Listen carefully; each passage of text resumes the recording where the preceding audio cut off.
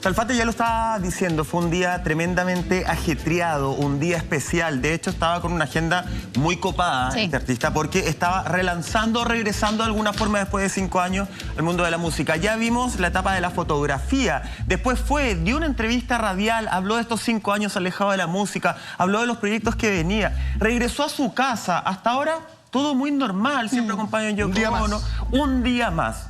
Pero ¿qué es lo que pasa? Viene un momento crucial en esta historia justamente, y es a eso de las 5 de la tarde, cuando sin darse cuenta, él se topa, se mira cara a cara con quien en un par de horas después iba a ser su asesino. Incluso hay registro gráfico de esto. Quiero que pasemos a ver una fotografía donde podemos ver a John Lennon.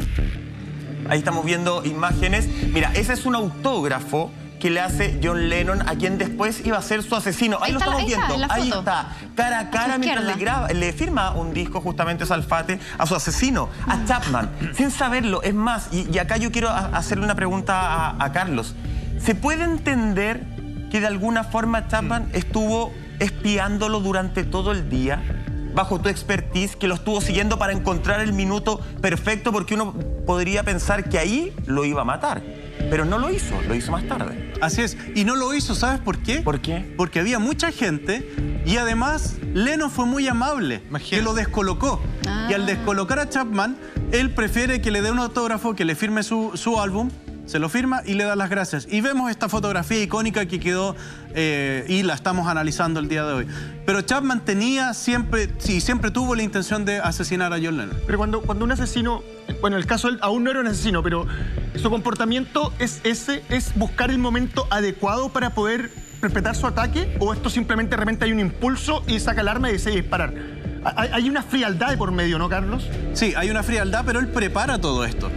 Hay una preparación de este proceso. Recordemos que Chapman no lo mata en el momento que se toma esa fotografía, porque Lennon es muy amable. Pero sí, él estaba totalmente preparado y él quería asesinar a John Lennon, y para ello preparó todo esto. Él lo siguió, hubo un trabajo de inteligencia por parte de Chapman, sabía a qué hora entraba, a qué hora salía del edificio, tenía toda esa información. Entonces ahí es donde vemos que hay una intencionalidad y que la persona estaba totalmente consciente de sus actos.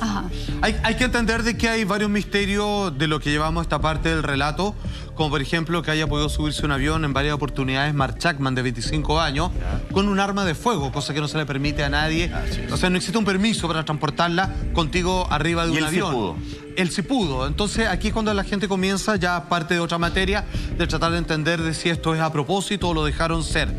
A ver, el día de la muerte de John Lennon fue, como les decía, muy ajetreada.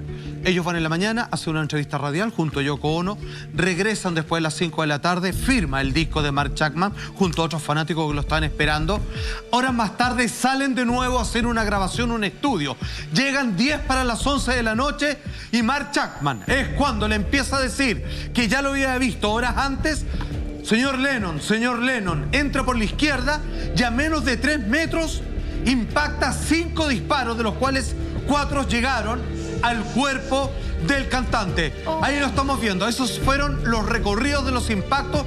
Explícanos un poco, Carlos, por qué vemos que las balas, según esta gráfica, traspasaron las primeras, sino todas, el cuerpo de John Lennon, y una al parecer queda alojada muy por encima, cerca del lado izquierdo, por arriba del cuello. Exactamente, ahí vemos la gráfica donde John Lennon es impactado con los primeros 2 disparos que pasan entre la parrilla costal.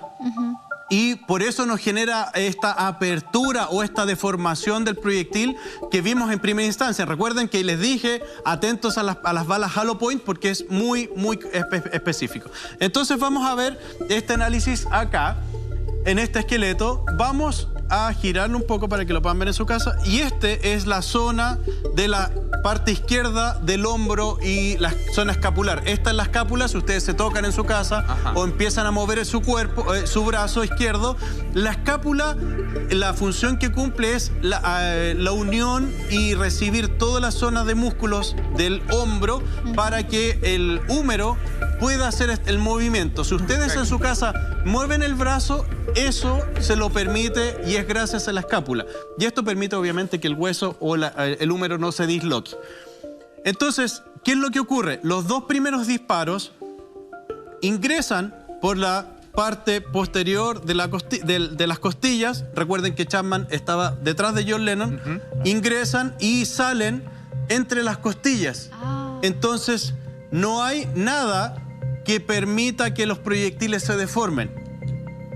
Y ahí es donde traspasa la zona pulmonar. ¿Es por la corta distancia que las balas traspasan el cuerpo de John Lennon? Exactamente, pero lo más importante, independiente de la distancia, estos 3 metros aproximadamente que hay, las balas, lo importante es que no se deforman porque traspasan entre las costillas. No hay nada que impida la deformación. Claro. Pero ojo, los otros 2 disparos sí golpean la escápula, que es esta de acá, y atraviesa. Y uno entra por la zona de escápula y sale por el brazo, y hay otro que se aloja en la zona del cuello. Y acá vamos a verlo, eso lo vimos primero con el esqueleto, ahora vamos a ver con la figura de un torso del cuerpo humano. Esta es la espalda cubierta ya con la piel y se hacen los disparos en estas zonas. Esta es la zona donde John Lennon recibe los 4 disparos. ¿Carlos? Buscaba el corazón, pareciera, ¿no? Eso es muy probable. Eso es lo que te quería preguntar, claro, porque a ver, ¿qué conclusiones puedes sacar tú como perito respecto a la acción? Es un tipo que percuta los 5 disparos. Yo podría sacar de conclusión que no maneja a la perfección un arma o no sabe perfectamente lo que está haciendo, porque voy a insistir en esto que las películas te deforman, un disparo mortal sería directamente al cráneo. Pero no le tirita el pulso al menos. Al menos tirita el pulso.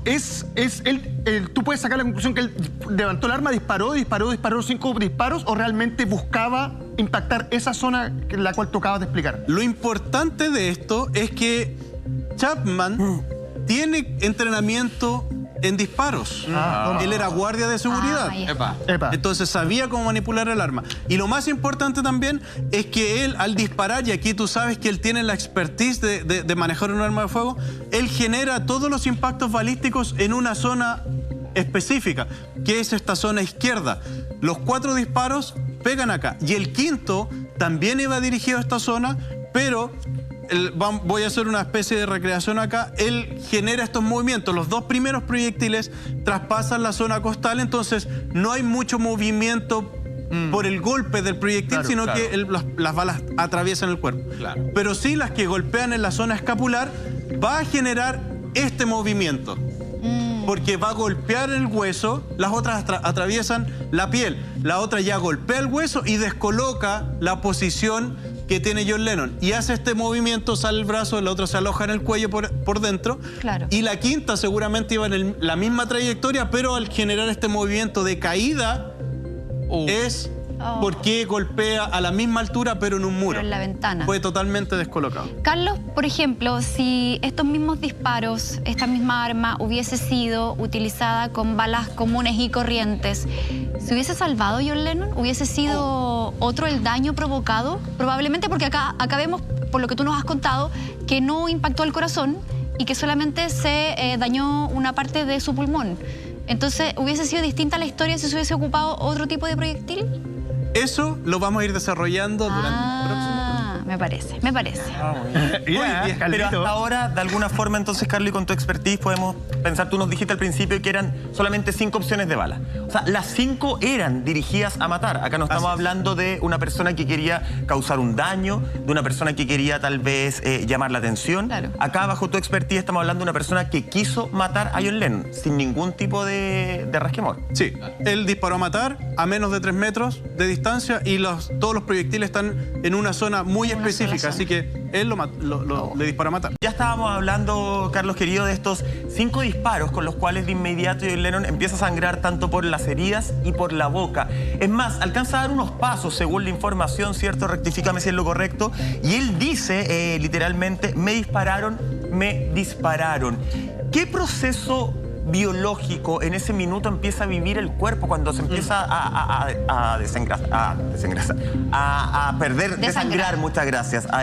Desangrar. Perdón, se me fue la palabra. Desangrar. Eso. ¿Qué proceso biológico está viviendo?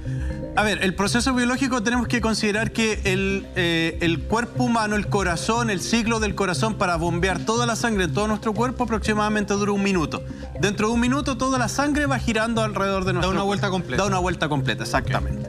Entonces, pero si a eso le sumamos que él camina, eso es una actividad física. Y además, todo el estrés que va generando y que genera, por supuesto, el haber recibido 4 disparos, va a mover mucho más rápido el corazón y el corazón va a bombear mucho más rápido. Recordemos que todos los seres humanos tenemos entre aproximadamente 4,6 a 6 litros de sangre en nuestro cuerpo. Aproximadamente un adulto normal, no importa si es muy gordo o muy delgado, adulto normal aproximadamente tiene 5 litros en el cuerpo. Ahora, Carlos, perdón, este tipo de balas que analizamos en el bloque anterior, porque la que tiene la bala redonda creo que se llama Roma, ¿no? La Una que punta tiene, Roma, sí. Te pregunto desde la ignorancia, o sea, entiendo que es una bala que entra y posiblemente sale. Como una aguja. Claro, como una aguja. Exactamente. Tengo la sensación que la que mostraste tú, la Hollow Point. Hollow Point, ahí la estamos viendo. Esta hueca sería. Esta hueca debe provocar una, como decía Salfate, un orificio más grueso, por lo cual debe provocar que salga más sangre, ¿no? Así es, aumenta el diámetro. Es para, a ver, para que la gente se entienda en su casa, puede ser, imagínense una jeringa o una inyección. Eso sería una bala de punta Roma normal. Imagínense que a la jeringa le cortan o a la aguja le cortan la punta y es o una punta mucho más gruesa sin que sea tan fina. Entonces rompe todo para penetrar. Aquí pasa lo mismo. Genera muchísimo más daño de lo normal y ese es el objetivo de la creación de este tipo de munición. Luego del tiroteo que se provoca sobre el cuerpo de John Lennon, cosas curiosas, él no es llevado a través de una ambulancia, sino de un automóvil de la policía de Nueva York. Cuando llega al quirófano, obviamente es atendido de urgencia. Son varios los médicos que se hacen cargo de él y solo con el pasar de los minutos se dan cuenta de que el paciente que se está desangrando frente a sus ojos es ni más ni menos que el gran y único John Lennon. Uno de esos doctores es quien da su testimonio. Atención. Wearing his brown leather jacket with a little fur collar. He had blue jeans on, track shoes, and a red T-shirt with Oriental print on it. Opened his chest and started giving internal cardiac massage. The heart itself was intact, and the vessels above the heart were what were injured, and we worked on them. We didn't know who he was. We just working on him. And you get into a rhythm. You start pumping the heart. People doing their thing, and then someone starts going through these belongings. And it's at that point someone says, you know, his driver's license, and I remember seeing a gold American Express card that said John Lennon. And up before that, someone said, hey, that looks like John Lennon, and I said, no, that's not John Lennon. You know, it's like doubting Thomas. It couldn't possibly be John Lennon. And then they brought out his stuff, his ID, it is John Lennon. And that's when I had my OMG moment.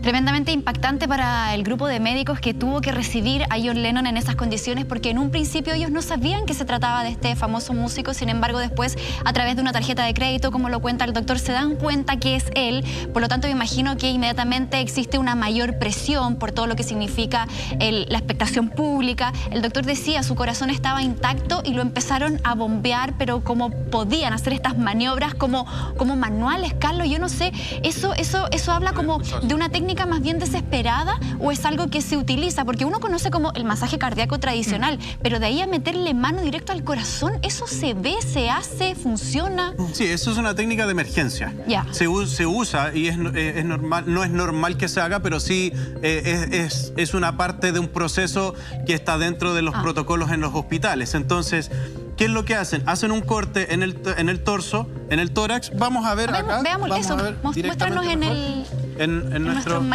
maniquí. Esta es la parrilla costal. Este es el pecho de cualquier persona. Vamos a remover esta parrilla costal. Y aquí vemos... Y es más o menos esa la proporción que remueven el pecho de John Lennon. ¿Eso es más o menos ese tamaño? Esta aproximadamente, esta es la parrilla costal, si ustedes la van, esta es la parte de adentro para que la gente pueda entender. Y acá tenemos los pulmones y ellos lo que hacen es una inserción por el costado para poder tocar el corazón. Y aquí vemos el corazón. Esta es la parte del corazón, está abajo los pulmones. Entonces, Debajo del ellos pulmón. no hacen esto que sacamos nosotros, sino que lo hacen por el costado porque no pueden remover el pulmón. Claro. Lo hacen por el costado, entre las costillas, y la mano llega al corazón y lo empiezan a bombear y a masajear manualmente para poder dar el bombeo dentro del corazón. Pero tal como les decía anteriormente, el ser humano aproximadamente tiene 5 litros de sangre. Ajá. Y cuando una persona ha perdido el 60% de sangre, podría tener eventualmente y se podría salvar eventualmente si es que llega rápido al hospital. Tú decías que en un minuto genera un bombeo el corazón donde la cantidad de hemoglobina da una vuelta completa por el cuerpo. Así es. O sea, para entender, solo un transporte en automóvil en la ciudad de Manhattan, de donde está el edificio Dakota a donde está el hospital Roosevelt, supongamos que en el mejor de los casos, siendo que eran 10 para las 12 de la noche en la ciudad que nunca duerme, se hayan demorado 15 minutos. Estamos hablando de que perdió una gran cantidad de sangre. Exactamente. Él, y es lo que le llama la atención a los médicos, él es trasladado de inmediato por un vehículo policial, que son la policía, son los primeros que llegan, y ni siquiera esperan la ambulancia porque ven la gravedad de las heridas, ven la cantidad de sangramiento y lo suben al vehículo policial y de inmediato lo trasladan al hospital. De hecho, es más, se demoran 5 minutos, solo 5 minutos en llegar al hospital. Imagínate. Gracias a los policías que lo llevan. Y aún así, lamentablemente, John Lennon fallece en el hospital.